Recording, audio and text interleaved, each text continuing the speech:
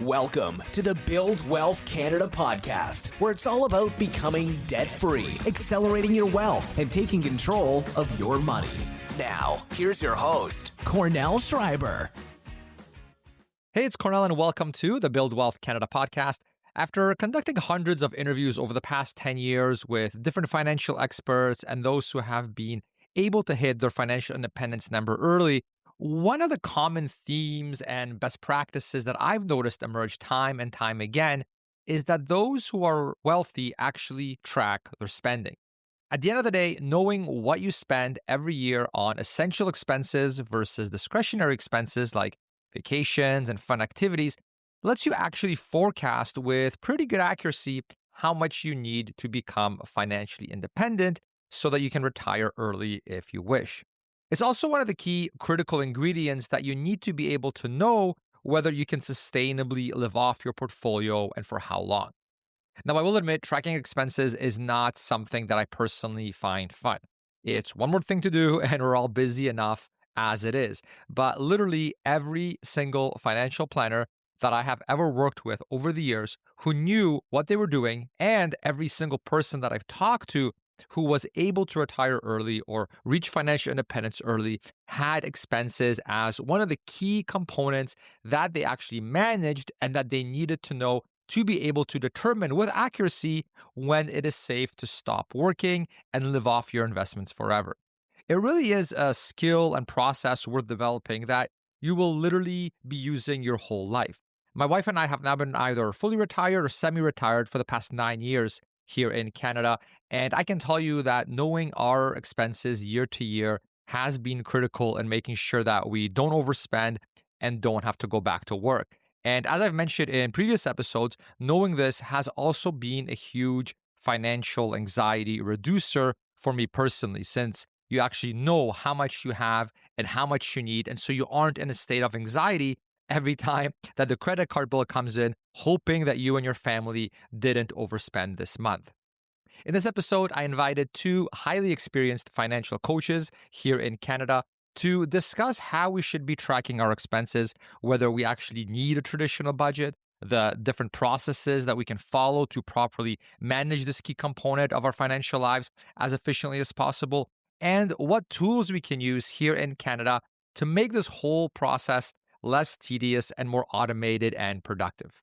So our first guest is Alana Abramsky. She has been financial coaching for over 10 years and has helped more than 1,000 Canadians over this time. She has over 30 years of experience in the personal finance field, and she started Broad Money with the mission of empowering Canadians, especially women, to take control of their financial futures, offering support and guidance every step of the way.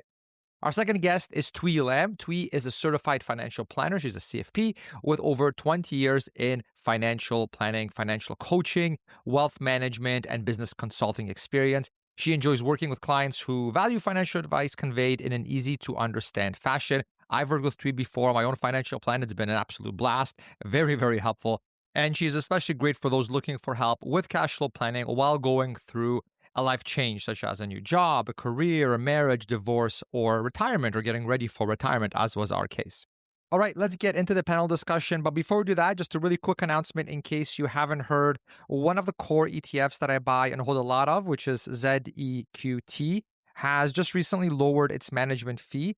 And they actually did this fee cut over their suite of asset allocation ETFs. So other popular ones like ZGRO, ZBAL, ZCON, also have this new fee reduction.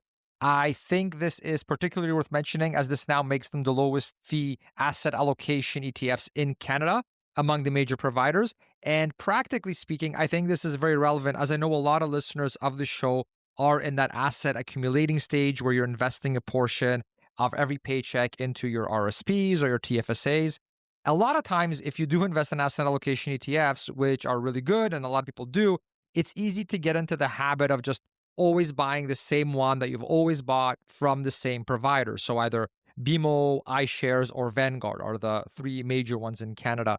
But as I look at the prices currently at the time of this recording, BMO's ZEQT, for example, is 0.15%, whereas iShares XEQT is 0.18%. and Vanguard, which I know is very popular. They have a lot of good marketing in the US in particular, and I think a lot of Canadians see that. They read those blog posts and they get turned on to Vanguard. Well, they are actually now the highest in Canada at 0.22% at the time of this recording.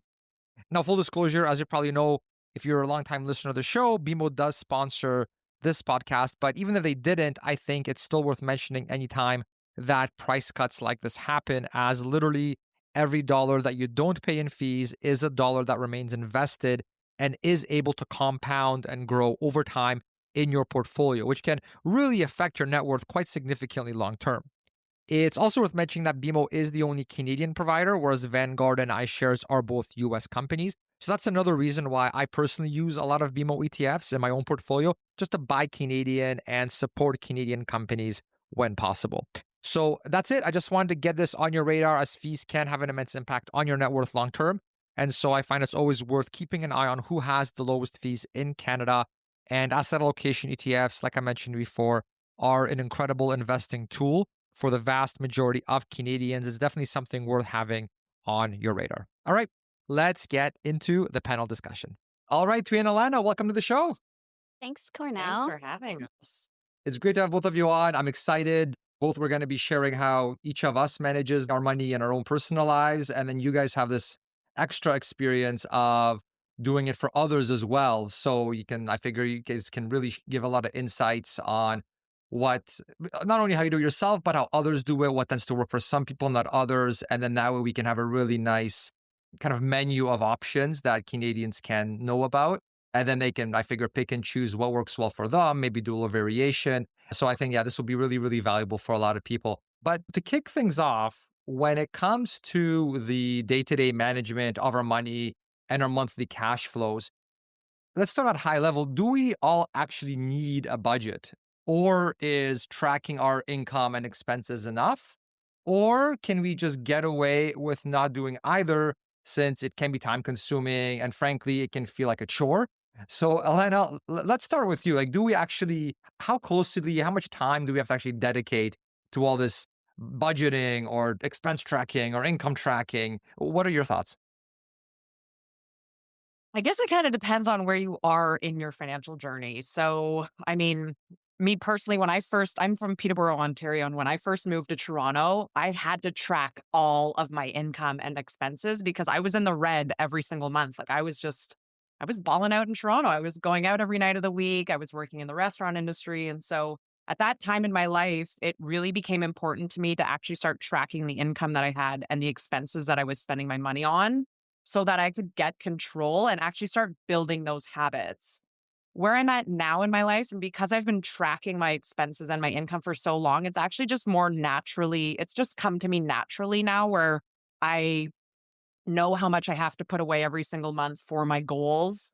I know kind of, what I spend my money on a monthly basis. I've kind of reprioritized my expenses to be, like what are the most important ones up top? And then, what are the least important ones that kind of fall to the bottom? So making sure that when I make an income, that we look after our important needs first, and then wants come after, kind of thing. So I think it really depends. I do believe that everybody needs a budget, and I think it is an activity that everybody should do in the beginning of the year because it really helps understand where your income is going and ensure that your income is going to the right places that you want it to go to. And I think it's important to do an audit. Tui we'll talk about this in a second. I'm sure that you do the same thing with your clients. But when I first start working with my clients, I need to know where their money's going because I want them to start practicing values-based spending or just be more intentional with their expenses and how they are spending their money and make sure that it's in line with their values and goals. So yes, I do very firmly believe that we all need a budget and we need to build those habits. And we do that really through tracking our income and expenses. Also, and before we jump to Tui, what's the downside of someone not doing this? Oh, I think it causes a lot of stress for a lot of people on both sides. I think when you first start, you're building a habit, right? At the end of the day, just like it is where you're starting. I always use this analogy because I work out and I try to eat healthy. Like I find budgeting and tracking your income and expenses is very similar to like calorie counting or tracking your protein intake or your carbs. I do that too, so I'm laughing right now. Yeah. which can be very overwhelming for a lot of people, right? If all of a sudden I'm tracking my calories and I'm like, oh my gosh, I ate 2,500 calories today, I'm going to have this guilt and this shame and all of these like really intense emotions that come up. And budgeting and tracking your expenses can do the same. But without tracking or without being mindful of what you are spending your money on, I think it's really hard to achieve those financial goals that you want. The downside is obviously like some of the shame and guilt and the kind of like stronger emotions that come up with it. And also it's very time consuming. Like it is a very time consuming activity. I know we're going to talk a little bit about, some ways that we do it ourselves, but yeah, in the beginning you're building a new habit, right? And so you're adapting to new changes in your life and now all of a sudden you're having to take 5 to 20 minutes out of your day to put it into your budget tracker. Like at the end of the week, you take an hour. But yeah, I think that's the biggest downfall is that it's really time consuming and it's very overwhelming for a lot of people. So I always say like do it in micro steps, Mhm. don't go, balls to the wall kind of thing, like little micro steps. I love your comparison to tracking calories because yeah, I do that and I find been experimenting it with now for years. And yeah, I find if I don't actually track my calories, things just go off the rails so badly. And I know that's not everyone. Some Totally. people are able to do it and there's different approaches. There's not one perfect way. Like everyone's got their thing. But for me, it's just chaos. Like the budgeting stuff's fine, but yeah, about the food. So yeah, I haven't heard that comparison before, but that made it very relatable to me personally. So thank you for that. Yeah. Twee, let's go with you. Give us your take. Sure. I think I'm pretty much aligned with Alana, whereby I think that everyone at some point in our lives can benefit from having a budget or doing that exercise. Given that not everyone, I think, needs a budget depending on the stage of life we're in. But at some point, yes. And I think it gets to a stage where I call it having an intentional spending and savings plan. So we get to the point where we're really confident in our spending because we've aligned our spending to our priorities and our values. And we've gone through, not tracking necessarily, but assessing what happens to our money. It's such an eye-opening experience to at least do that exercise at some point to know what's coming in, what's going out, and then, looking at the categories in general to say, you know what, is this really important to me? I mean, I've caught myself the first time I did budgeting 10 years ago. Actually, it was a little bit over 10 years ago. And I'm a little bit old school because I didn't even think of an app. I just did it on an Excel, Excel sheet, worksheet, one that I use that has the ins and the outs and the different categories. And wow, was it ever, I was in shock. My two categories where I knew, it was food and shopping, where I was not in line. And I was actually, I think, we call hoarding food, if you've ever heard of that. Hoarding shoes, clothes, yes, but I was hoarding food and creating a lot of waste. That is definitely not aligned with my values. And when I figured the amount of money that I was spending in a year's time, I was able to free up, believe it or not, $4,000 or $5,000 a year. So for me, that was sort of that one exercise at one point in time where I made it simple because, you equate it to being on a diet and tracking calories. That's so not me at all. So as you mentioned, we each have our, our ways and our perspectives and what works for us. And I know myself and I can't put myself on a strict, like I can't count calories. I overall try to eat nutritionally balanced, and I know I know what I want in my diet. So same with when it comes to budgeting, I'm not one that's going to sit on a monthly basis and track my spending or figure out if I'm in line. Instead, I find a way to make it systematic, automated, and easy for me so that it works for me. And so that's exactly what I did. And I'll share a little bit more when we get into the details in terms of the how. But definitely at some point in time, I believe budgeting is a really good exercise and can benefit us in terms of being able to fund the lifestyle that we want to live today and balancing it with that sort of peace of mind, knowing that we're going to secure we're securing and making progress towards our financial future.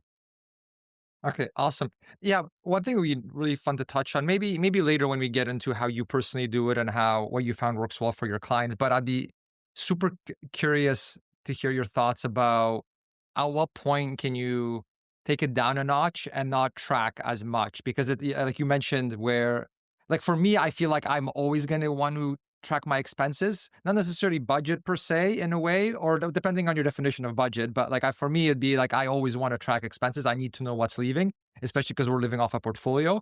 And then Alana, it sounds like with you, you're also saying, yeah, you should pretty much be tracking indefinitely. Did I get that? Did I catch that correctly? Or is there a point where you're like, okay, you graduated, you don't need to do this anymore? I think like what Twee was saying, it really depends on like the time of your life that you're in, right? So like, for example, right now, I just launched Broad Money January 1st. And previous to that, I had a stable income working at my previous job. And so, back then I didn't really track all of my expenses that diligently because I was like, okay, these are my, absolute necessities that I have to spend my money on every single month. I had a stable income coming in. So like I knew what I had to cover, which also including putting money away into my investment vehicles.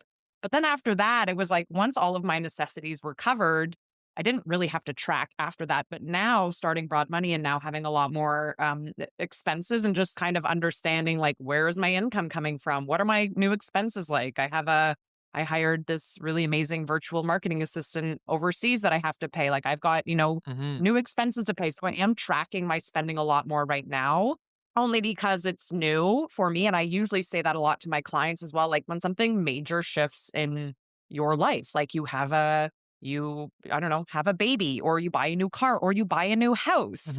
I do think it's really important to start tracking your expenses for a few months at least so you can understand what your habits are like and what these new expenses are like so that you can then make those more intentional decisions moving forward. Because what I typically find that happens is when people go through a large transition in their life of some kind, they continue living the way that they were previously living. And then that's typically how they start racking up debt, or they're putting too much of their money into their house all of a sudden, and they've got daycare expenses coming up, and they're also trying to go on family trips and all these things, and then they're feeling overwhelmed and they can't handle it all. And so usually when we kind of break it down to say like, hey, let's track this for the time being, like let's just get kind of very mindful of where your money has been going, then it works. But I don't think it is something you need to do forever. I just think when you go through major life changes, it's something that we should be a lot more mindful of it and more diligent and intentional about where we're spending our money to be able to adapt to these new lifestyle changes. Yeah.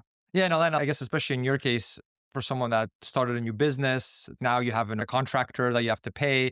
Obviously, you want to track that. You want to be able to expense that as part of your business expenses for tax reasons as well. So I guess that would be another use case where if you're a business owner, then you really need to do this, or else you're basically leaving money on the table.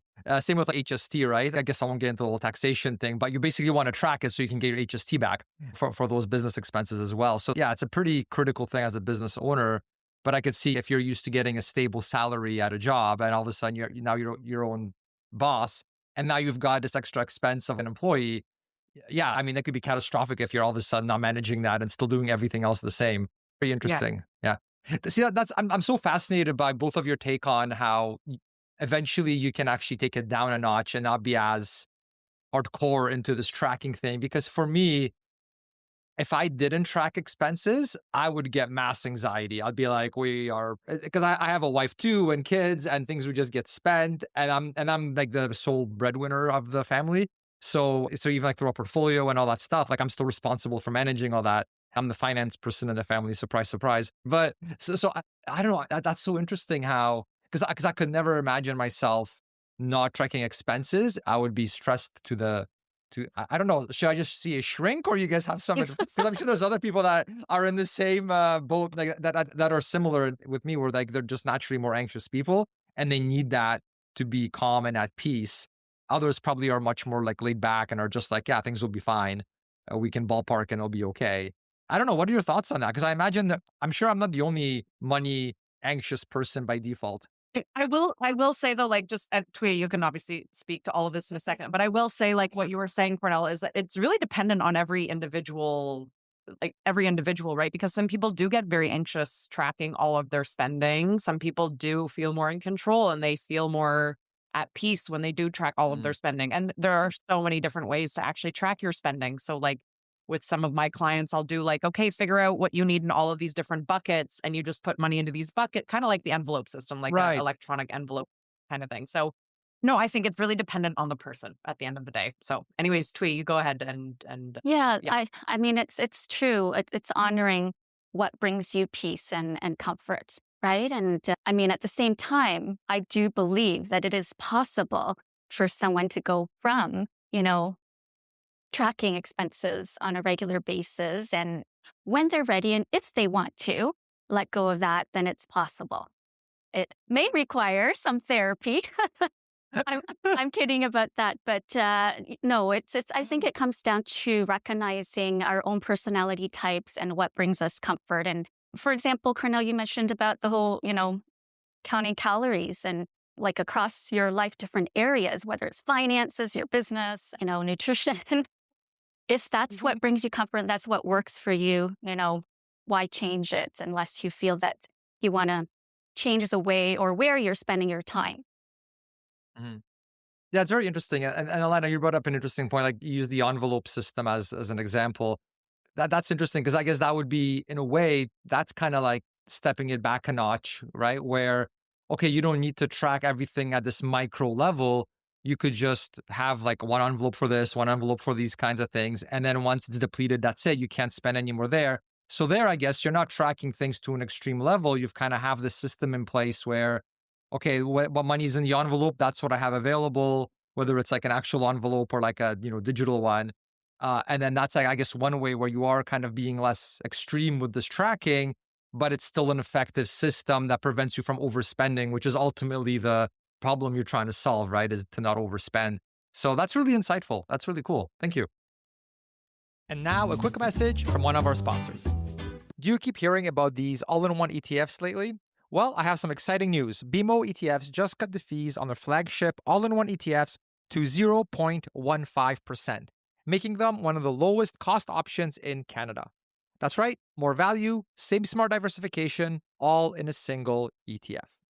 Whether you're just starting out or simplifying your portfolio, BMO's all-in-one ETFs make it easy to invest with confidence. Just Zed it and forget it by considering ETFs like ZEQT, BMO's All Equity ETF, or ZGRO, BMO's Growth ETF. Are you approaching retirement and wondering how to turn your hard-earned savings into an income stream? Introducing Sun Life's My Retirement Income Solution. This is available for those who have or have ever in the past had a Sun Life group savings plan through your employer. This solution is created for those who are nearing or in retirement and want to receive income tailored to a target age. How My Retirement Income works is that you pick a target age you want your money to last until, such as age 85, 90, 95, or 100, and then the solution offers a unique blend of income and growth potential to help your money last until your chosen target age. This automated process eliminates the need for repeated reassessment, and with this solution, your payments will be deposited directly into your bank account while still having the opportunity for your investments to grow. It provides flexibility, allowing you to have access to your money at any time without fees or penalties, along with an easy transfer to leave a legacy for your loved ones. Sun Life's licensed retirement consultants are ready to guide you through the process. To learn more about if Sun Life My Retirement Income is right for you, visit buildwealthcanada.ca/myRetirementIncome, all one word, to schedule an appointment with a Sun Life retirement consultant today. That's buildwealthcanada.ca/myRetirementIncome. I want to get your opinion too on the extent of tracking as well, because I'm in a FI group here in Kitchener, and different people. And it's funny because we're, I guess, like a special, unique bunch, right? And everyone I talk to in the group, they all track their spending as well. Surprise, if you're in a FI group, I guess, yeah, you're going to be into the stuff. Not too surprising. But what's interesting is I've noticed speaking with them, because we talk about, how do you manage your cash flows? How much do you budget? How do you track? And some people will be tracking things at a very, very, I guess, specific level, right? So they would have things like Like we have those like general categories, but they'll get like really, really gritty, right? Like to the micro sort of level. And I used to do that. And I know the budgeting apps are set up usually in that way as well, right? Where they'll be like, well, how much did you do haircuts? How much did you do pets? How much did you do all these things? But then I wonder how much value are you actually getting from the extra time investment it takes to track things at this really, really specific of a level, right? Like we used to do, like as an example, we used to do like, oh, well, there's like groceries, but then there's also like other expenses like, well, Windex isn't grocery, but we need Windex to clean our windows. So we could put that in like the household category. But then it's like, all right, well, but so now every time you go to Walmart or whatever, or Costco, you now have to break down these expenses like, oh, here's groceries, here's like household stuff. You know what I mean? And it's like, well, you could do that, but how much that's obviously takes extra time because now you're scrutinizing every receipt. What value are you getting from that versus just putting that under like, okay, this is my like the way I do it, and I'll get to this later. I just do like a lot of my stuff is just discretionary versus non-discretionary expenses. Like that's ultimately what I care about. How much do I need to live? And then how much do we have for like fun money, right? And so that helped me eliminate a lot of these like little categories and like breaking things down between like, ooh, toilet paper should not be in groceries because technically we're not eating toilet paper. So, we got to keep it separate. And it's like, well, who cares? I don't know. What's your take on this? Like the value of this like micromanaging versus just using these broader categories? Because I think maybe some of us overthink it. And I haven't found a good reason why like it makes sense to have toilet paper and Windex in a separate category. Like, what's the point when you're putting all this money into all this time to like track things to that minute of a level? It's so What are your thoughts, true. guys? Yes, it's so true. I can comment quickly on this in terms of categorization. I mean, I totally agree with you, Cornell, in terms of what's the point of the micro, right? Because I focus on the things that are going to make a big difference and a big impact. However, at the same time, like I believe that categorization in the beginning is important. And the reason being, just to understand, because I teach and I practice myself intentional spending, it's understanding where our money's going. And without the categorization, it's sort of tough. So that one-time exercise, whether it's once a year or once at the very beginning, to at least know where your money is going and being spent, and then sitting back and reflecting. So you mentioned about, the groceries or food category, for example. That's one general category, but when you look and scope into it, maybe it's not, worth Windex though, but a kind of broad category, subcategory, like one that I see a lot with, for example, engineers who are single is Uber Eats, right? This is more than once that I've seen it. It's a pretty significant number.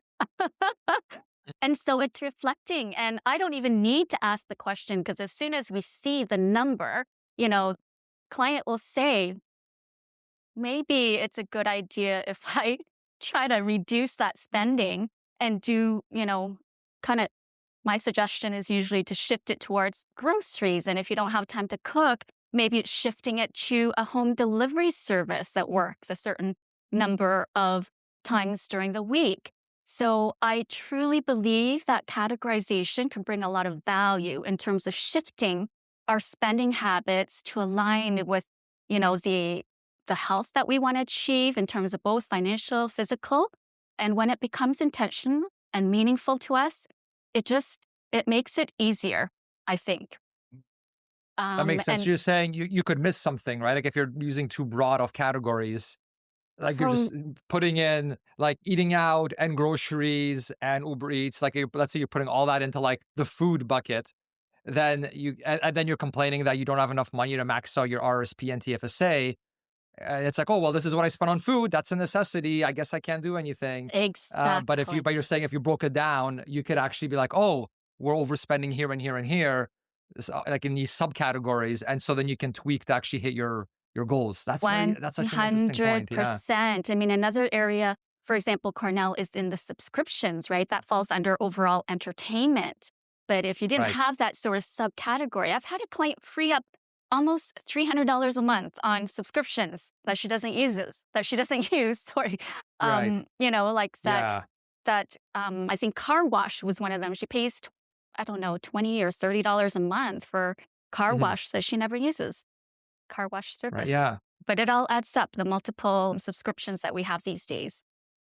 Right. Yeah. So it makes sense to have that like periodic audit basically of your and track things at that At, minor at level that because then you can level, actually find things, inefficiencies basically. Yeah. exactly, at least in the beginning, right? And that's where Yeah. I truly believe that once you shift your spending, it becomes intentional and you created a new habit. That's where we can take a step back, right? And kind of have that breather because it's almost like Yeah. it's intuitive. I call it, Mhm. yep, intentional, intuitive, and the change has happened. Mhm. Yeah. Awesome. That's really helpful. Did you have anything to add, Alana, or are we good to move on? Yeah, um so I do actually get my clients to I want to get deep into the I want to get into the micro categories, and I think one of the reasons for this is because the way that we shop now is so different than what it used to be. Oh I yeah. remember growing up, I used to go to Costco wasn't a thing back in the day when I was young. There was no Costco, there was no Amazon where you could buy things I have clients who are like, yeah, I spend $400 on Amazon. And I'm like, well, on what? You can buy anything on Amazon. So is $100 of it things that you actually need? And then the other $300 of it are things that you just wanted and they were impulse buys.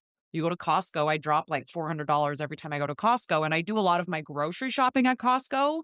So a lot of those are for me, they're necessities, but I do have also some wants in there. So I think in the beginning, just the way our culture has changed and how society has changed how we shop, I think we do almost need to, depending on where you do shop, Shoppers Drug Mart. You can now buy groceries at Shoppers. You're not just going there anymore for Yes. your deodorants and your toiletries and your prescriptions. I think we do actually almost need to micro categorize that just so, as Twee was saying before, we can become a lot more intentional and understand what our habits are like, right? If you're going to Costco and you're spending $50 on, groceries and then $350 on clothes that don't really make you feel that great and just make you feel guilty, well, then we need to kind of take a step back and be like, okay, what can I rearrange my spending somehow? Or when you do break that down, then you can actually see the numbers don't lie at the end of the day. What Twee and I do, when we analyze data of clients, we can be like, hey, you just spent $2,000 on Uber Eats last month. How do you feel about that?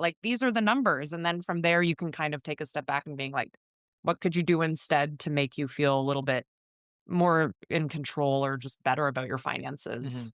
Yeah, it sounds really smart. So So yeah, like doing that deep think we dive, got to at least in the dive deep. beginning, and then Yeah. eventually maybe scaling it back a bit once you've gotten the hang of things and then you've optimized.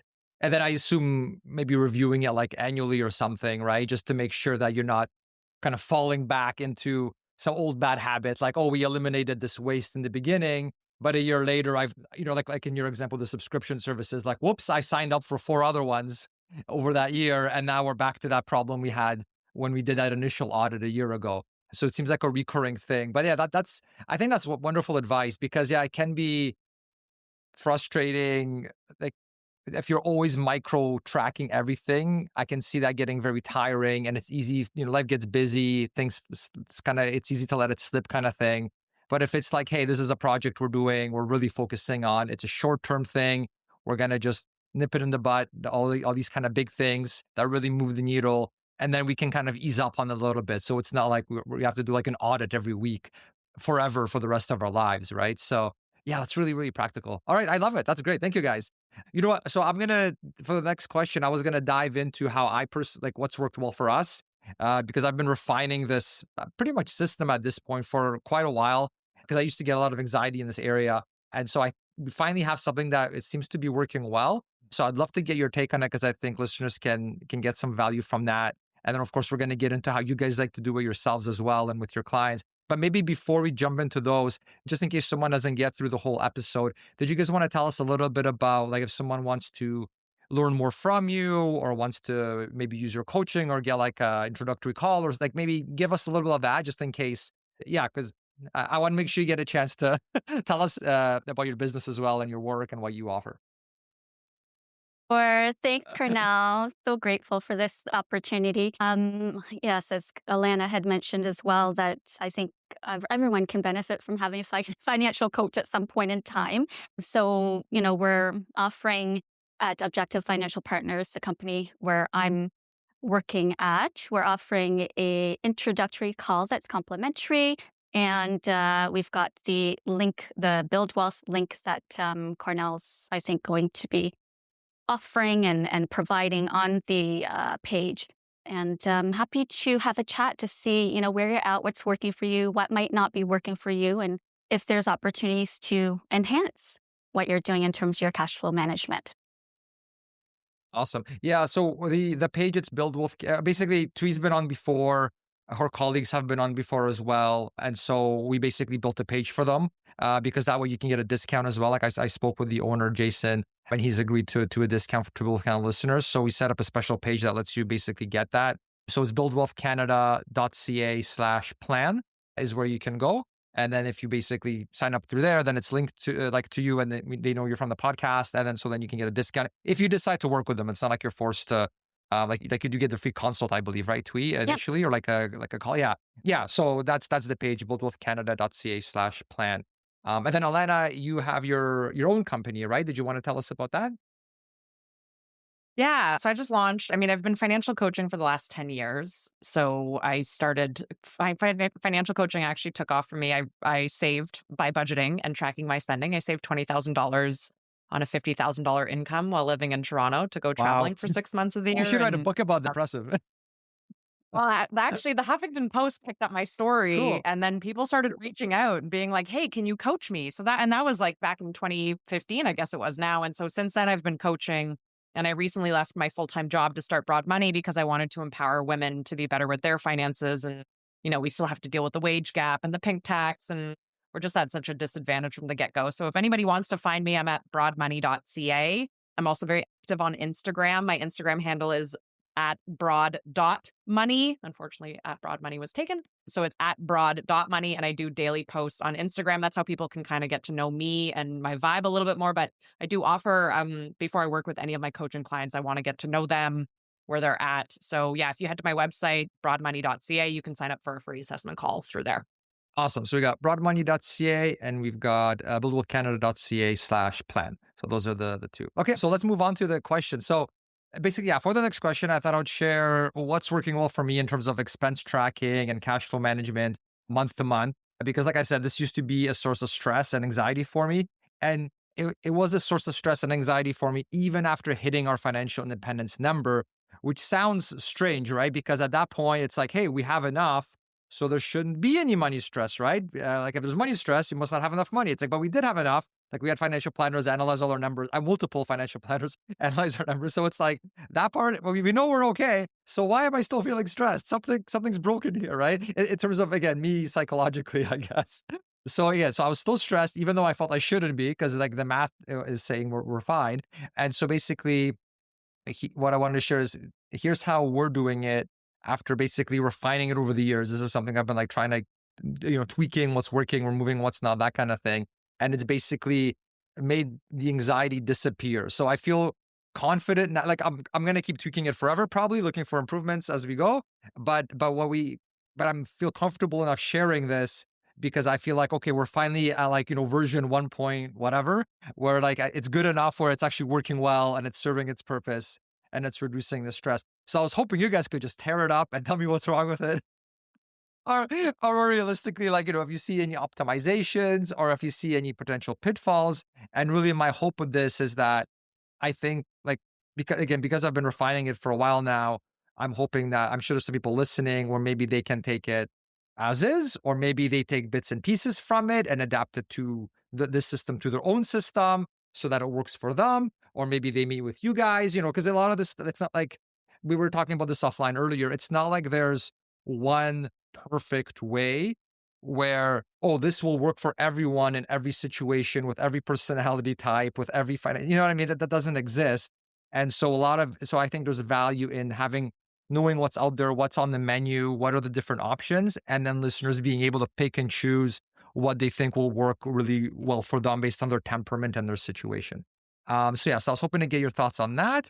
And then, like I said, after that, I'll also give you a chance to talk about your own, how you like to do it in your own lives and how you like to do with what you find works for your clients as well. And then I figure that way people will have a huge list of options. And I think that would be very valuable for everyone. Because it seems like this is like a thing that you keep kind of refining yourself over the years. Okay, so I'll get into it right now. So at a high level, I kind of already alluded to this earlier. There's basically two main headline categories. So there's the discretionary spending versus the non-discretionary spending. And then there's subcategories within each one. So for example, vacations would be under discretionary spending, while things like groceries and property tax would be under non-discretionary spending. So I still have things broken down like, grocery level vacations, but then all of those kind of like link up into like a master category, which is either discretionary or non-discretionary. And that's valuable because then I can pull reports whenever I want to see, what's our non-discretionary spending to date, like this year so far, or for this month? What's our discretion? You know what I mean? And then it kind of gives you that insight into how much money you need. And so once I have things categorized into these high-level categories and then the smaller ones, I then use a budget. I use a budgeting tool. So currently I'm using YNAB. But what's interesting though is, so YNAB is known as a budgeting app and they try to like push you to budget because that's like their main offering. But I don't actually budget using it. I guess it depends on your definition of budget, but I don't actually use like it to budget in a traditional sense.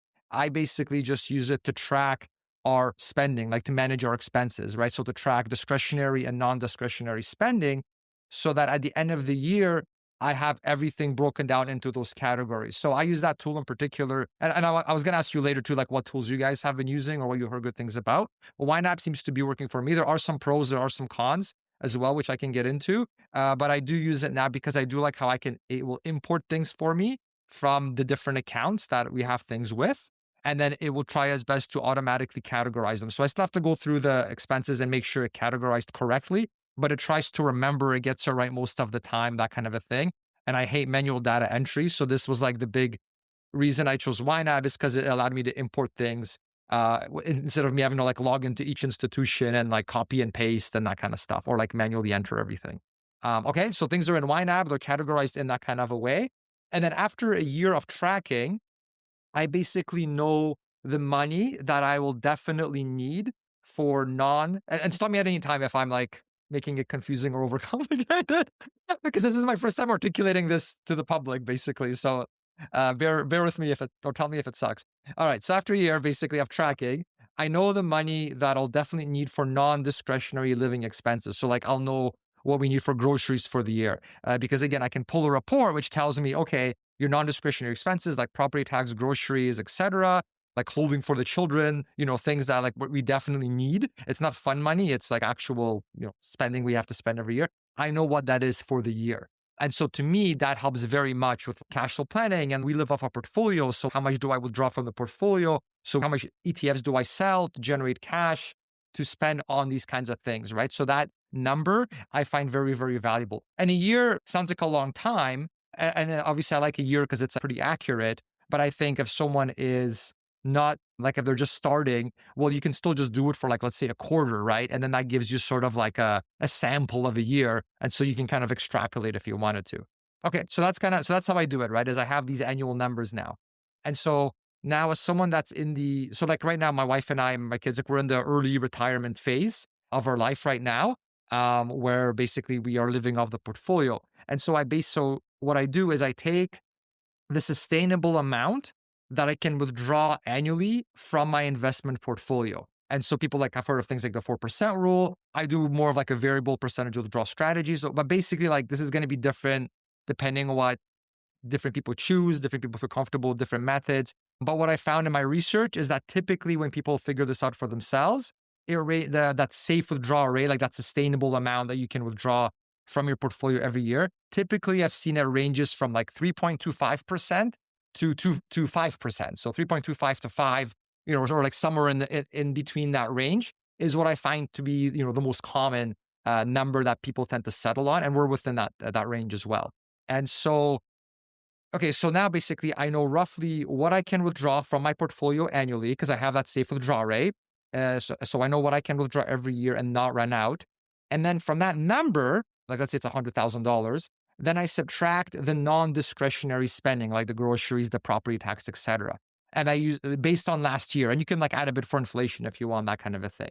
Okay. So what ends up happening is then I have like my fun money pile is what's left over, right? Because I've got how much I can sustainably withdraw minus all the expenses I know I'm going to have to spend, like groceries and stuff for the past year. So whatever is left over is like my fun spending money for like vacations or tech toys or whatever the case may be. So I have an example here. So let's say my sustainable withdrawal amount comes out to $100,000. If my non-discretionary spending is, let's say, $50,000, and again, I know that because I can pull that report, then that means I have $50,000 to spend on fun things for the year. So that's how I basically do it. And then the last step, hopefully I haven't lost everyone by now, is if I lost you guys, then I for sure lost the audience. But anyways, I'm like I said, my first time articulating this. We're still Yeah, with you're you. doing good. We're still with All right. keep You're doing I'm good. prepared, but hopefully I'm not screwing it up. All right. So so that's like the huge component. And then the last thing that I do is, so from that discretionary number that I can spend annually. So again, in our example, we used $50,000. I subtract from that number what I have spent to date. So what I have spent from January 1st until now, to see how much more I can basically blow this year in terms of like fun money. And so basically it's kind of like a budget in that way, right? Where it's like, I know what my sustainable amount is. I've subtracted all my annual expense, my must have expenses for the year, like, feeding the children. That's important. And then whatever's left is my fun money, but then I have to of course manage that, because if, like, let's say I took the kids to Florida and spend like thousands of dollars, like what we did last year, okay, well then you should probably subtract that amount from that fun money bucket so that you know how much you have left to spend until the end of the year. You know what I mean? Because obviously that's going to go down as you spend money on stuff, right? So it's like, if we're not traveling at all for the first quarter, okay, then we've got a lot to spend, right? But if we did some big vacations in the first quarter, okay, then that means we're going to be spending less later in the year. So in that way, it's kind of like a budget. I guess it is in a way, right? Because it's like you're restricting how much you can spend to not overspend. But it's not like I budget things to say, okay, I can only spend $500 on pickleball this year and $100 on rock climbing. Like to me, I'm like, well, who cares? It's all discretionary money anyway. So I just have to make sure I allocate those expenses to that discretionary bucket. And however we want to spend it, that's how we spend it, right? Because maybe we take one. So, or like, oh, this is our vacation budget. Well, I'm like, who cares? Because maybe I want to take one less vacation, but instead we spend that money getting some cool like things in the backyard that I can play with the kids, like new soccer nets or whatever, and other things, right? So that way it's like very flexible, and I don't have to micromanage stuff and like subcategorize stuff, because it's like, hey, this is fun money, so who cares? Spend it how you want. So that's how I do it. And like I said, that solved my money stress problems because now I know that I'm not overspending. And I know that, if I'm underspending, then I know that I'm underspending, and I can take a chill pill and actually spend some money instead of just hoarding money, which is like my natural thing because I'm like a natural saver kind of thing. Okay, so that is my big speech. Now tell me what's wrong. Or do you see any optimizations? I mean, Twee, I don't know. I think it kind of reminds I think for me, it kind of reminds me of like the envelope system. You just have like these two envelopes, like your discretionary and your non-discretionary. And then you just kind of like, how much you need to spend in your non-discretionary and discretionary. And then you just keep drawing from it. So I guess, do you take money out at the very beginning of the year and you just live through it? Or how do you take out money out of your investment accounts? Is it every month? Is it every quarter? Do you put money aside for taxes, Cornell? Like when you're taking money out of your investment accounts, are you living off of your TFSA in investment income? Like what do you do with taxes? And I guess, how do you pay yourself is the other further question I have. Yeah. So we're very high equity allocation, but I do have some money sitting in cash. And by cash, I mean like high interest savings account, that kind of thing, or like, money market ETF, that kind of thing. So I do have that to pay for things like, like tax installments and things of that nature. And then also so that if we do have like, we had the tariff situation recently, I guess it's still happening, but like, we had that big sudden drop. So when things like that are happening, then I'm like, okay, well I've got my like cash bucket so that I don't get stressed out. So I can basically fund that. or fund our groceries with that cash amount versus like when markets are at all-time highs.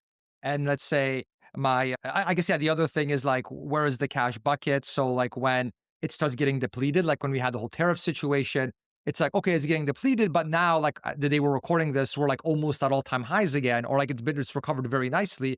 So now I'm like, okay, I can sell some ETFs off now to basically refill that cash bucket that I have so that when Trump does another thing and it drops the market, then I don't get anxiety because I'm selling at a bottom, that kind of a thing. So I do it that way. And so like for taxes, like I make sure that I have that kind of in like, like a money market ETF or like cash as well aside, so that again, I'm not stressed out like, oh shoot, my taxes are due like for the business or whatever. But the markets are down and I'm stressed out about selling, right? So there's that piece. We also have kids, so we get Canada Child Benefit. We also have to get dividends as well, which adds to the income as well. We're not like, for people that have listened to the podcast for a while, I'm like a total market index investor. I don't focus on like dividends and trying to maximize those. We just do like, I focus on total return, which I've talked about at length. But still, even with like, if you're a pure total index investor, you're still going to get dividends because like that's just how it works. And so that helps refill that kind of cash bucket as well to pay our, our credit card bill for the months, that kind of a thing. Does that answer your question? Did I miss one? Yeah. Okay.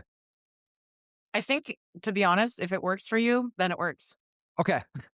Sounds good. That's it. At the end of the day, I don't know, Tweet might have something different to say, but I think there's so many different ways that we can track our spending and our expenses and income and everything. Like, you just have to find a system that works for you. And if that system works for you and your family, then don't break what's not broken. Cool. So you didn't see any like glaring pothole or like glaring like omissions that... I mean, Tweet, did you? I didn't. When you explained your system and the method that you go about doing it, Cornell, it as Alana had mentioned, it reminds me of that envelope or electronic envelope, or what I call the bucket system, right?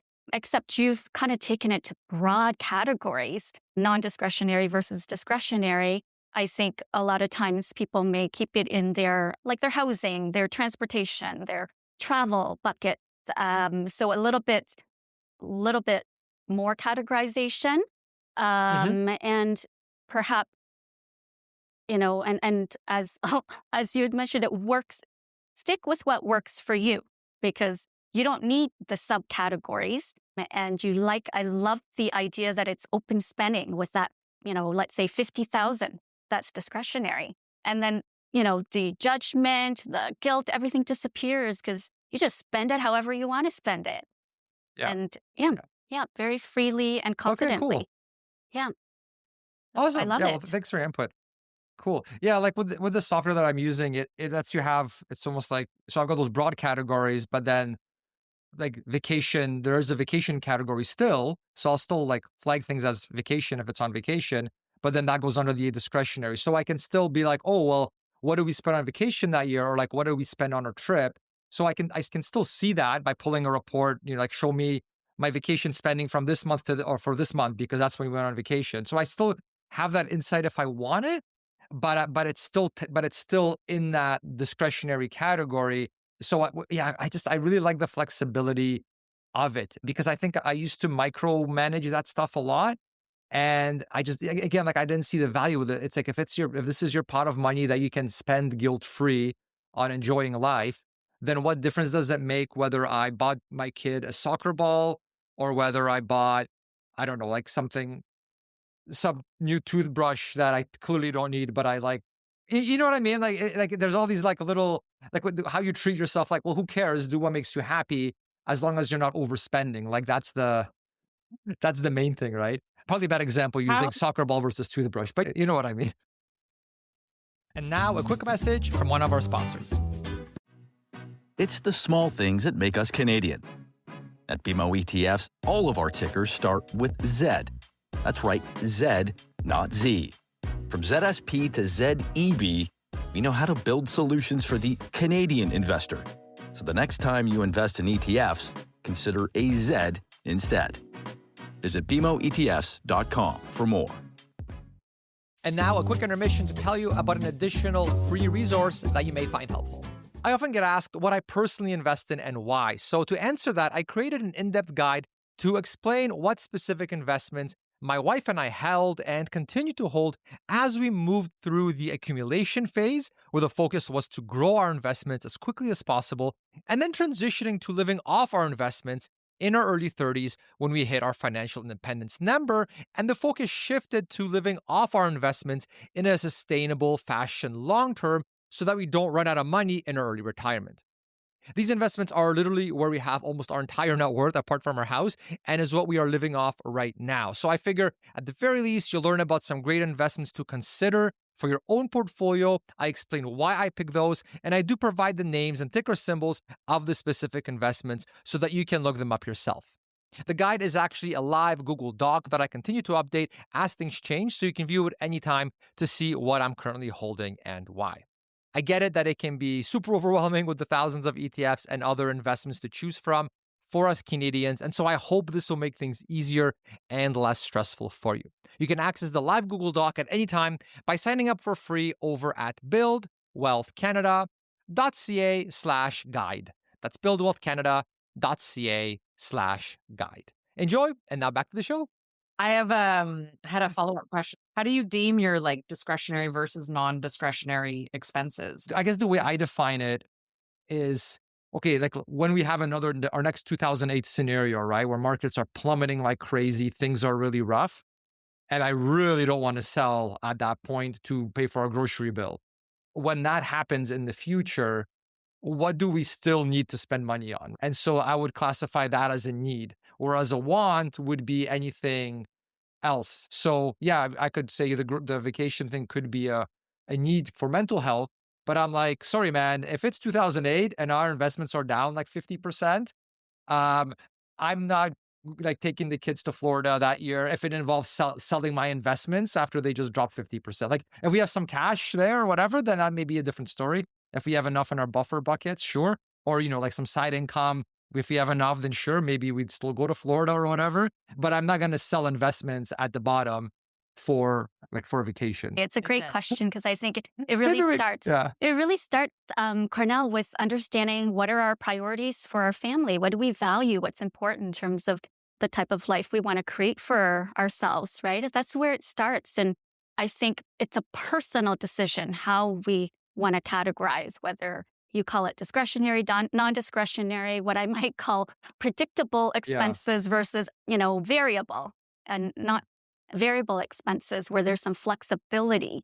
But again, it's about prioritizing what's most important to our family to create the life that we want and to feel comfortable about our future. And that's sort of the lens that we take when we're doing these categorization exercise. Yeah. And I think that's why it's like an iterative process, right? Where we've been iterating on this for a while, or I have, and I imagine with some of your clients and in your own practices, there's these iterations that come into play because some things are working well in the system and some things are actually causing stress.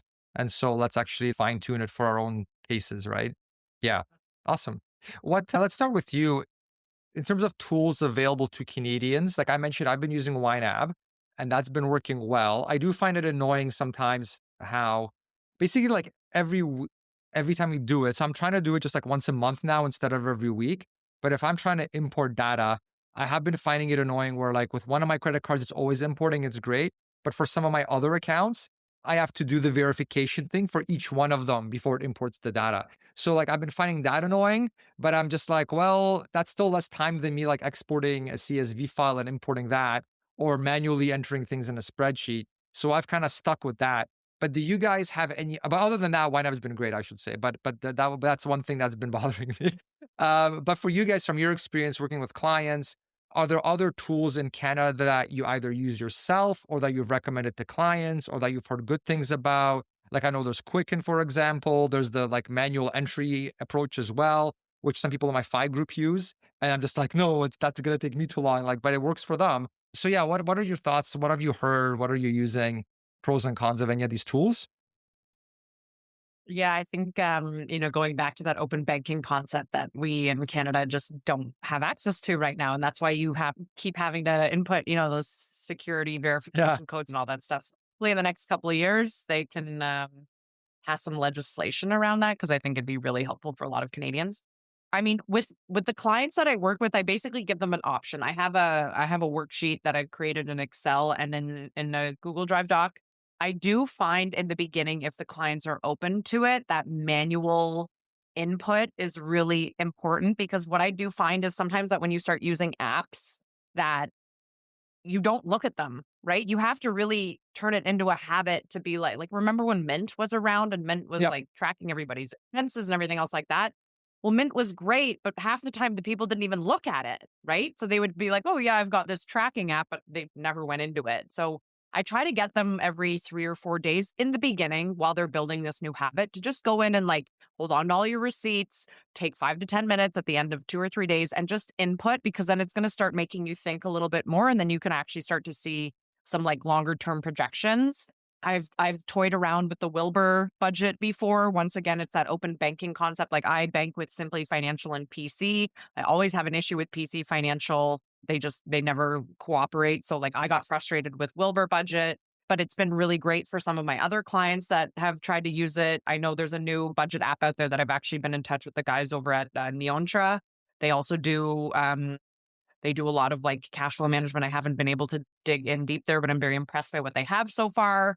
But it really, at the end of the day, it's up to the client. I know there's a lot. It depends also like where you do your banking. I mean, if you bank everything with RBC or with Scotiabank, I know that they have a lot of kind of inflow, outflow tracking tools now. So like, whatever kind of works for clients. The only thing I would say is if you are going to use an app, like set a calendar reminder in your phone every couple days to actually create a habit where you're going in and you're like analyzing what you have been spending on and what's like coming up and what's always the irregular expenses that set people back. So it's just kind of being more mindful of like, what did I spend my money on this week? What do I have coming up? When am I going to get paid next? Is this one of those months where I get paid 3 times? Do I get a big tax return? Do I have RSP contributions coming up? Like, just be mindful about it. So however you want to do it. But yeah, I've heard Wilbur and Neontra have been relatively good, but I use QuickBooks myself. I've had some pretty good success with QuickBooks. But yeah, Twee, what about you? Do you have any insight? It's funny, Alana, that you mentioned a worksheet, because I do the exact same, and I actually don't give clients such choice. When they work with me, I like to see, this worksheet that I've provided that they can upload, and because it has a snapshot of their net worth as well, right? Their assets, their liabilities, where they're starting from, and then the worksheet on their cash flow, what's coming in, what's going out, and I help with the tax planning piece, because clients might not know how much to set aside for taxes, especially if they're self-employed or business owner. So it just helps me to visualize everything. And at the same time, because of the method that I utilize, it helps to also understand the categorization and where their money's going, so that we can first do an audit and understand currently where their money is going. If we want to now create a new spending plan to be able to align and automate things and make it really, really simple. So given that, a lot of clients, or I would say more than half of my clients, are using some sort of budgeting app. And that's how, they get the numbers for me. Some actually don't input it, and they'll just send me screen prints, or they'll send me a share of their Neontra. I have so many clients using Neontra. And so I've seen the level of detail because I've had a share or screen print, and it seems I've gotten pretty good feedback from clients. I don't personally use a budgeting app on a regular basis. Surprise, surprise. I'm with one of the major banks, as you mentioned, Alana, that offers budgeting app TD Spend. And, they have their limitations. I think each one has their limitations.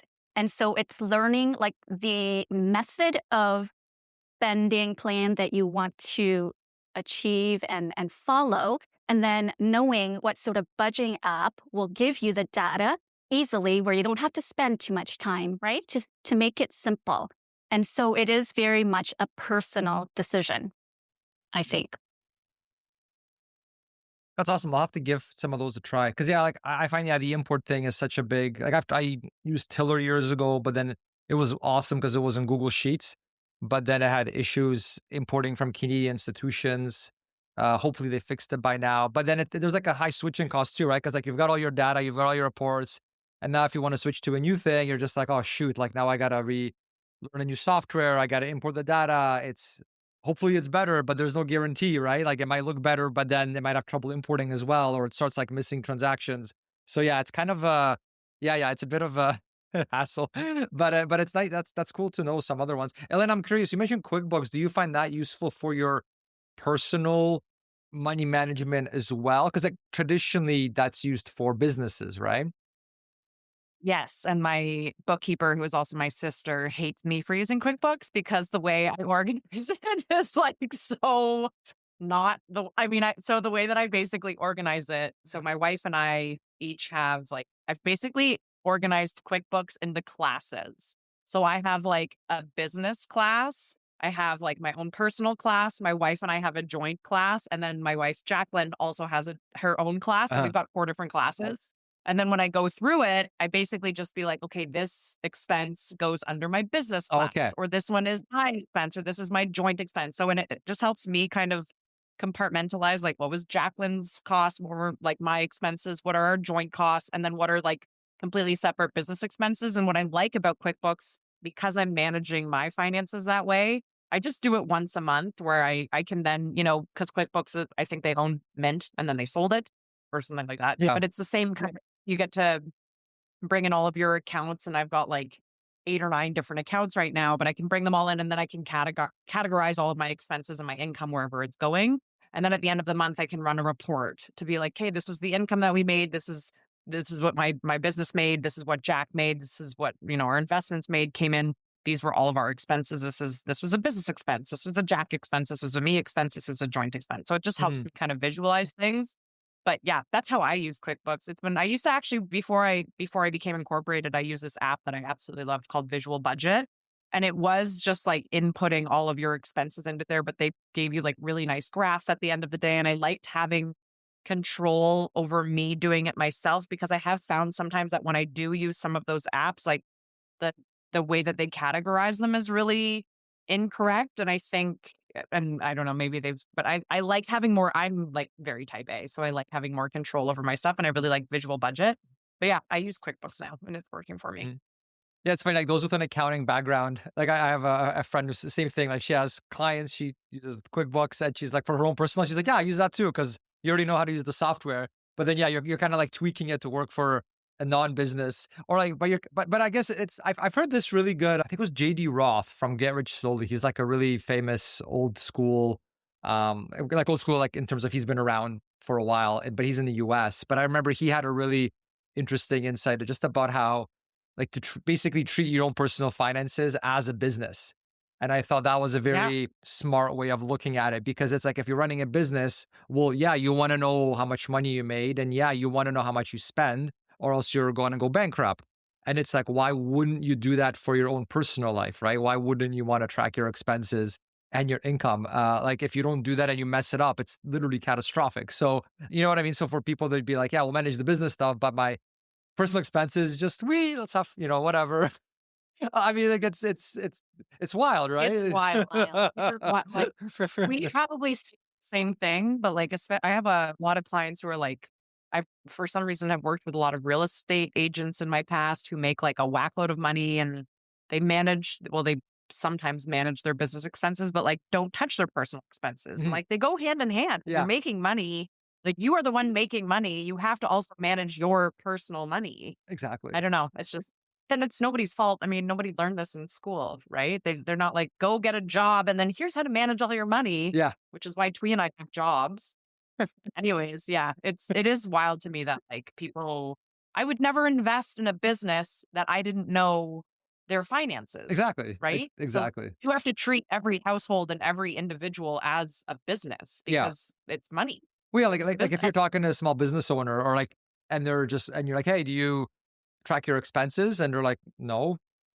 You'd be like, okay, they're going to be out of business soon. You'd be like, that's crazy. How would you not track your expenses as a small business owner, right? Or any business owner, right? You'd be surprised. You'd be surprised, Cornell. There's lots to don't, because prior to, I also had owned a business where did a lot of business consulting and financial coaching for business owners. And the ones that came to us had no idea They weren't in What tune they're with their spending in the revenue and business. expenses in their business. And that's the reason why they were, working with us, because they didn't know, at the end of the day, what was coming in, what was going out, and where there, and especially in your business, right? Like, how much are you spending on marketing? How much are you spending on operational costs? And, do you get to a point where you invest and kind of like ease off on the marketing and take that Yeah. plunge and hire your first hire, right?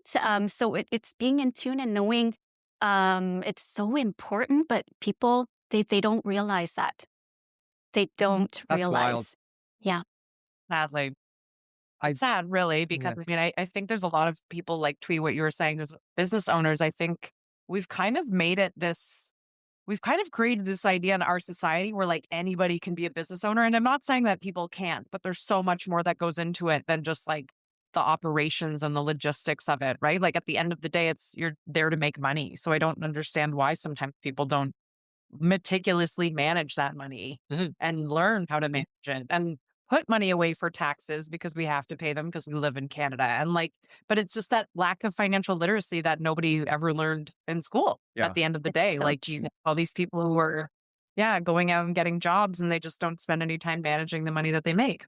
So true. I think Sure. it's exact same as your personal finances. Setting your goals, working backwards, figuring out how much income or revenue you want to generate, right? And in expenses, where you want to be spending. And at the end of the day, you want to be profitable. You want to be in a cash surplus position so that, right, you can pay yourself, whether it's salary or dividends, and grow your business and, For sure. and grow your wealth. So, yeah, very similar Yeah. approach. Yeah. But we're not saying everyone has to go use QuickBooks. No. There's easier tools to use. Yeah. Nothing against Don't do that QuickBooks. to It's just made for, but it is made for businesses. Yeah. Yes. Yeah. For sure. Back to personal finances. Yeah. It's just funny because like when I speak to that uses QuickBooks for the business, they're just like, yeah, I use it for personal finance spending as well. Because why learn another software? Like, yeah. Awesome. So let's talk a bit more about you guys and how you guys like to do things. Twee, maybe you can start us off. How do you personally manage your own household cash flows? And what's the process that you follow yourself on a day-to-day basis? But also for things like, do you do like weekly checks or meetings with your partner, or monthly or annual reviews and analysis? How do you tackle all that yourself? Sure. So you're getting a sense. I like to keep things very simple, so they don't really have to spend a whole lot of time managing or tracking my family cash flows. So I try to automate, create systems and keep it really simple, where I only need to audit or reflect once a year something changes, right? So that's the other factor. So I started about 10 years ago, as I mentioned, and doing it the manual way into an Excel sheet so that I could audit and understand where my money was going. I then created a intentional spending plan and savings plan, because I am still in that life stage, right? And so what happened is I figured out that the easiest way for me to manage my cash flow, or our family cash flow, was basically the bucket system and automating that. And how I explain that is, first, when you create your spending plan, you're creating an intentional plan that is aligned with, right, the life that we want to live today, as well as, I mentioned, securing our future. So that has to be input first for you to have a plan to follow and to identify, what's recurring, more predictable once you've got that value-based and priority spending plan, and what could be flexible or variable, highly flexible or variable. And so I established, for example, my checking account is for all recurring expenses, because I know it's just going to disappear from my bank account every single month. And I keep a bit of a cushion so I don't have to keep moving money around.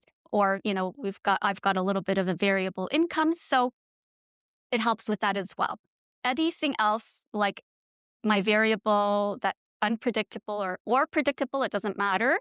I set aside a certain dollar value every month for travel, home repairs, things like emergency reserve if it hasn't already been established. Luckily, ours is. Or the other variable, meaning like supporting family, helping family as well. So those are all kind of automated and disappear into a high interest savings account on a regular basis. My long-term savings and wealth building strategy is pre-authorized contributions, RRSPs, TFSAs, non-registered investment contributions. So I've created automation so that, or what you could say, paying yourself for the most part, so that anything that's left in my checking, and I think I kind of equate that, Cornell, to your, discretionary spending bucket, that 50,000 that you mentioned, kind of similar, where what's left in my checking account is for us to spend freely. And it's so easy to, just glance at my bank account and see what's there and available for spending. If we're in a surplus, oh my goodness, we have a little extra that we can treat ourselves or go on that extra trip because we love to travel. And, at the end of the day, when I first started, I mentioned to you my area where I wanted to do more intentional spending had to do with the overbuying and hoarding of clothing and food. And Costco has a part to play in that. By the way, the 10 kilogram organic flour for $13 versus going to a regular grocery store and paying $10 for this little package. So yes, I was guilty of that. And the way that I simplified it was allocating one of our credit cards. And for Costco, it's our MasterCard, right? But I decided MasterCard has all the groceries as well as shopping, the retail therapy on there. And so in the beginning, I just kind of glanced at my MasterCard balance on a monthly basis. And once I started to practice intentional spending and my spending habits shifted, I moved it to just glancing every once in a while. And so I'm at a point now where I don't really even need to look at it because it's the change has happened. Gotcha.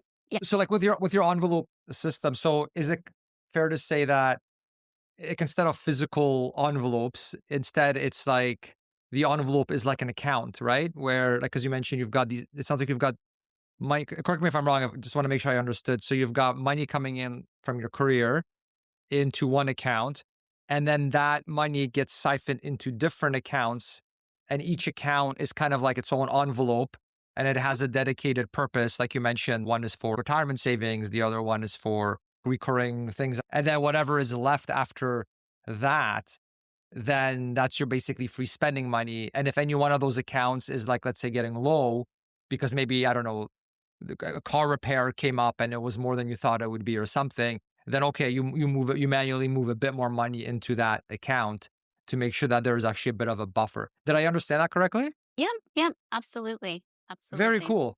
Yeah. That's like a modern envelope system, right? A modern envelope system because, hey, I might be a financial person, but I don't want to spend hours and hours reconciling and tracking my spending. Yeah. It's not fun. It causes, I think, in the end, judgment about our spending, that shame, the guilt.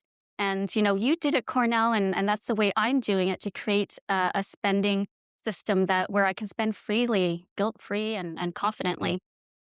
And it sounds like there's like a kind of like a way that if like, let's say one account is getting really low and you keep having to like top it up, then I guess that creates kind of a system where it's almost like it becomes a flag or like a red warning button or light saying, okay, I've noticed I've had to top up this one account for the recurring expenses a lot more lately. Why is that happening? Because I shouldn't have to do that. And then I guess you can then go into it and be like, oh, we've been going out to eat, or I don't know, like it could be something, right? Like our utilities went up by way more than, like, we've been maybe, I don't know, using way more heating than we do or whatever. So I guess it kind of creates like an automated warning system where, like, if something is where some expense goes way more than it should be, you kind of know that because you see your accounts getting lower. Is that another thing that you found? That's another benefit, 100%, because that happened. And, I had to call our utilities company. Our water bill like spiked up compared to the months like last summer. Yes, exactly. Right? It was like more than double. And I'm like, what's going on? Yeah. So it was easy to spot. 100%. That's really cool. Yeah. So like by seeing those low account balances, it lets you kind of it Just prompts you to start an investigation, basically. So I yeah. think that's really smart. Uh-huh. That's awesome. Yeah, I guess I don't even know if you defined what a typical traditional envelope system was. It's basically like you have envelopes, and each envelope's for a different expense. But it used to be that you would keep it like a physical envelope, and you would put physical cash into those envelopes. So it's like if we have $400. I'm just saying this because maybe someone's never even heard of this envelope system, and we mentioned like 20 times already. But but it'd be like if we're spending, I don't know, like however many hundred on groceries every week, then that cash goes into that envelope, and we actually put physical cash into that envelope. And once it's gone, it's gone. We know we've spent our grocery budget for the, and so that's like a very, I guess, traditional, dare I say, like old school ish way of doing it, to make sure you're not overspending on things, or like, oh, we put $50 for, or whatever, $100 for going out to eat in that envelope. Once that's gone, it's gone. We can't go out to eat anymore until that's refilled next month or next paycheck. But I guess the problem with that is that now things are so digital, like with Apple Pay, and everyone's got digital accounts, so we're not really using physical envelopes anymore. So it's really cool that you basically took that concept and you're just like, well, let's just use different accounts through the bank because it's all digital these days anyway. So very, very cool. That's awesome. Thanks for sharing that. Thank you. I like it. Alana, what about you? How do you do things? How do I do things? Well, I mean, this year's been a little bit different, like I said, because I just started Broad Money. So I'm still trying to like get my footing and figure out like what, my funnels and where my, money's coming from basically at the end of the day. But I mean, my wife and I do this every single year. We sit down in like early January and I pull a report from QuickBooks and I say, hey, this is how much money we spent last year on, we've got a dog, George, who's very expensive because he's our fur baby. And we have a RV that we love using. And so like that's an expense. And we bought a house a few years ago in Toronto. And so that's expensive. And so we love going out and dining out. And so I'll go through with Jack and I'll say like, okay, these are all the things that we spent money on last year. How did this make us feel? And do we want to continue spending money on these things moving forward? And if we do, we'll kind of give ourselves like, okay, is this the right amount to use moving forward? Or do we need to reallocate things, right? Like our insurance bill, our insurance premiums like skyrocketed this past year, as I'm sure a lot of other people's did as well. And then Jack got a raise at work. So like we incorporate her raise as she's a firefighter in Brampton. So she got a raise at work. So like we incorporate all these kinds of new things.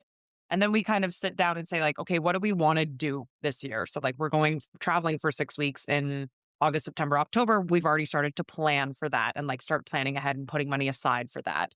I'm somebody who I like to very much like front load my TFSA contributions. Like as soon as January 1st hits, I'm like trying to max out my TFSA. From money that I've like kind of squirreled away from last year. And then for the remainder of the year, we focus on putting more money into Jack's TFSAs. But on a month-to-month basis, really what we do is we just put like Jack and I have figured out like how much Jack's contributing from her income into our joint account, how much I'm contributing from my corporation into our joint account. And then we kind of look at like, we don't track our spending that meticulously anymore. We know like how much our mortgage is going to be when our property taxes are due. We know those kind of fixed expenses. Then we know roughly how much money every month that we should have kind of on a balance on our credit cards. So like we have a Simply Financial credit card that we use for all of our dining out or like restaurants and entertainment. So we know kind of where that should be on a month by month basis. And then our PC financial card we use for like all of our joint expenses, like George related things, our insurance premiums, our life insurance premiums, those kinds of things, like they come out of our, so we know kind of what those thresholds are. And then if it's ever over that, we kind of just like figure it out as we go. Either Jack has some extra money squirreled away or I have some extra money squirreled away. We don't really like, we're not frivolous spenders. Like we don't have to track our spending that much anymore. Like we're in line right now to like achieve our goals, but we do make sure obviously that we have enough. And for me, I need to make sure that I have enough clients coming in right now to be able to like put money into our joint account. Right. So I'm still trying to figure that out. But yeah, we just make sure that we can like pay the absolute necessities on a monthly basis. We take a look at our credit cards, and if they're kind of over that balance, we'll be like, okay, let's scale it back a little bit. Like we can't go out that much because we have other priorities like the travel we have coming up, or we're always putting money aside for vet bills, for our dog kind of stuff, or car maintenance. Those are regular expenses. So, but yeah, we don't necessarily meticulously like track as intensely anymore. Mm-hmm. That's interesting. It's almost like you're also using like Twee and I were talking about using different accounts. like different, like let's say different checking accounts as like an envelope, like each account is like its own envelope. Yeah. But in your case, it sounds also like you also use a credit card or like different cards as well, right? As like its own bucket, like you mentioned the like going out to eat kind of thing. You use the Simply one that you have or that kind of a thing. So that's interesting. It's like that envelope approach can apply to both checking accounts, also credit cards potentially as well. Like in the same way that a bit like typically small business owners will have a credit card that they only use for their business, right? And then they know that these are all my business expenses are on this card. It makes things easier from an accounting and tracking standpoint and all that. So it's kind of, but you can kind of apply that concept to, okay, this is like our vacation card or whatever, or our, because maybe that credit card's got some good like medical insurance when you're traveling abroad or something. And also for like restaurants, it's got good cash back, or I don't know, like there's all these different things, right? So I guess that's like another way you could use sort of that envelope system, both in terms of like the traditional checking savings accounts, but also credit cards as well. Especially because, yeah, like you get, or like, some will have like free cancellation insurance and stuff like that, right? So it's like, okay, well, how about this credit card is for all our travel stuff because it's got really good benefits when it comes to travel. So very cool. I like that. This is why I was so excited to have you guys on, because we can kind of take bits and pieces of our different approaches, right? And I'm sure people can kind of construct their own sort of optimized system that works well for them. So very, very cool. Wanted to pick your brain as well in terms of what you found works well for your clients as well. Like Alana, you've just talked to us about what works well for you. Obviously, there's different people. They have different sort of nuances, situations, temperaments, etc. What do you find typically works for your clients? Obviously, there's not one size fits all solution, but are there certain kind of differences or things that maybe works well, great for you personally, but maybe you found doesn't always work well with certain clients? And here's kind of other, I guess, alternatives or other options on the menu that's work well for some people. Can you maybe speak to that? Yeah, I think one caveat, obviously, of like using your credit card as like a bucket is to make sure you pay it off in full every single month by the due date. So that's obviously Yeah. like we don't for high interest charges on our credit card. For my clients, though, I think it really depends on like where they're coming from in their financial journey. Like I've worked with a lot of clients who struggle a lot with like high interest credit card debt, and they've just never really looked at their credit card statement before. So I'll walk them through that and I'll explain to them the interest that they're paying on their credit card, and we'll go through their expenses and be like, how did this make you feel when you spent this money on your credit card? Or, like kind of going through it line by line. And then I think once they see that, then we kind of go through the income that they make and then the other expenses that they have outside of their credit card, and do then kind of, I like to break it down into buckets for clients to be like, okay, so if you want to achieve this goal by getting rid of your credit card at the end of the year, or you want to achieve, putting a huge chunk of money on your mortgage, we need to put X amount of dollars into this bucket every single month, making sure that you also cover all of your other necessities, or you cover all of your other, put money aside for your regular expenses. So I like the envelope system. I think it works a lot, like the virtual envelope system for a lot of people. Like, your money comes into your account or your joint account, and then you have other accounts after that you have money going into, so that you can actually visually see how much money you have every single month. And I think, I'm sure Twee can kind of speak to this as well, but the biggest thing for me is like those regular expenses that people don't prepare for. Like every December, we know it's going to be expensive. Like we know December is an expensive month for a lot of people. They travel, we celebrate the holidays. So it's like starting in January, let's start putting money aside for those expenses that we have coming up. So I personally like the virtual, that virtual like envelope system. But like I said, I do also have I have worksheets that I use with my clients, and I get them like if they want to fill those out, that works. But yeah, I mean, I've had a lot of success with the virtual envelope systems. Okay. Awesome. Thank you. Twee, what about yourself? What have you found works well for some of your clients or some alternatives? Yeah, I work with clients in different phases in life only because the planning side of our business as well. Whether it's wealth builders, people who are, haven't achieved that financial independence, or the financial independence clients, or what I call retired clients as well. It just really depends on their life stage. But I would say that it's what works for most is following, a process, having a process that you're comfortable with and executing and then finding the time, making the time to review or reassess to see if you're on target, on track at least once a year. And so what that means is just, in terms of simple steps, number one, first of all, that cash flow audit, knowing where your money is, what's coming in, what's going out, whether you're leveraging a budgeting app or doing it manually, doesn't matter. And then really getting in tune with yours, your partners, your family's priorities, and setting the dollar goals, the financial goals that you want to achieve, working backwards and making sure that that fits into your cash flow and your spending plan. That is so key, right? And that's a step that I think a lot of people miss. And a lot of clients who come to us, actually, that's the number one question is, Twee, I don't know if my money's working for me, right? I'm working hard for my money. At the end of the day, though, I'm not sure, like some of them aren't sure where their money goes, and some know where it goes, but they just don't know if their money's working for them to achieve and to, compound and grow for them. And so that's very important, is to have the strategies and having confidence once you have strategies to execute a spending and savings plan based on the goals that you want to achieve. And then, having basically accountability partner, whether it's your partner, a friend, a family member who you trust, who has, really good system going, or, in our case, if you think you can benefit from working with a financial coach, Alana or myself, another one that's a really good fit. But that's key, is executing and really feeling confident, and then also seeing if you're on track. So I think it comes down a lot to process and following the process through. That's great. Yeah, and I like your point about how, because this episode is very much, we're focusing on the sort of day-to-day cash flow management, the operations.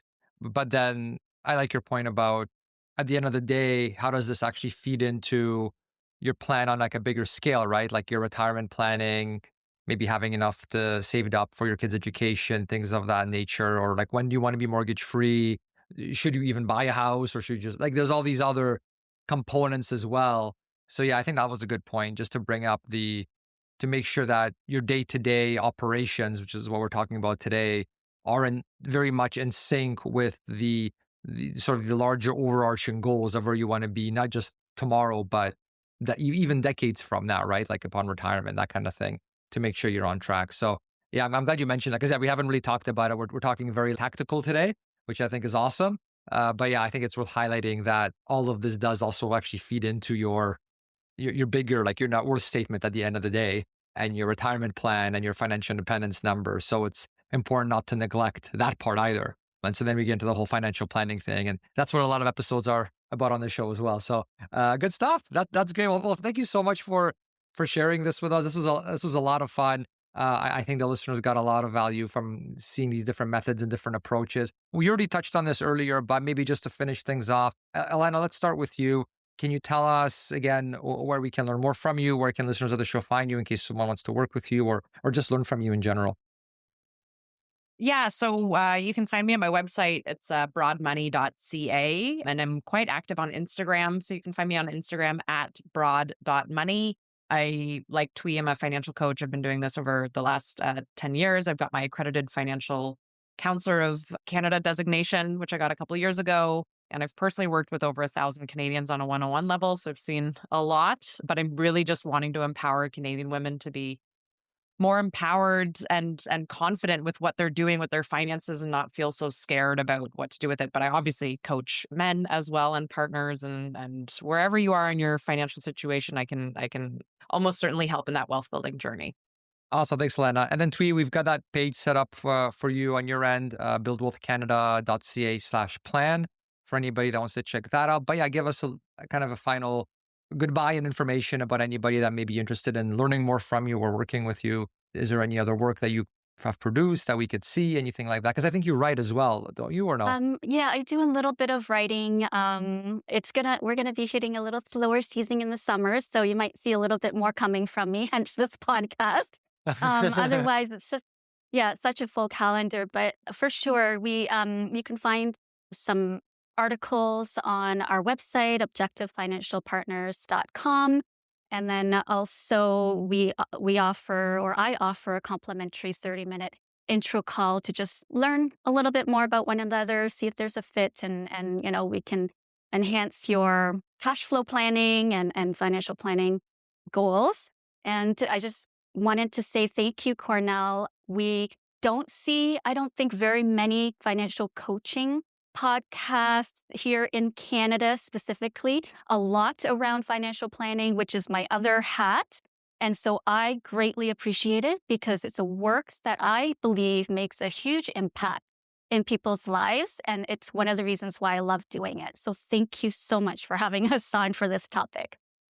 Awesome. Yeah, no problem. And like we said, it really does feed into this what we talked about today really does feed into the really important financial planning components. So it would be foolish to just ignore the day-to-day cash flow component, right? Because then you get into these situations where it's like, oh, I just don't have enough to invest every month. And it's like, all right, well, let's dig into that, right? And figure things out why. And let's look at things at a micro level and try to fix what might be broken so that you can actually hit your financial goals, not just month to month to pay off the credit card bill, but also to actually hit the retirement goals and be able to retire one day and not be dependent on Social Security and things like that. So yeah, thank you so much, guys. This is like multiple decades of experience in coaching, having you guys on here today, a wealth of information.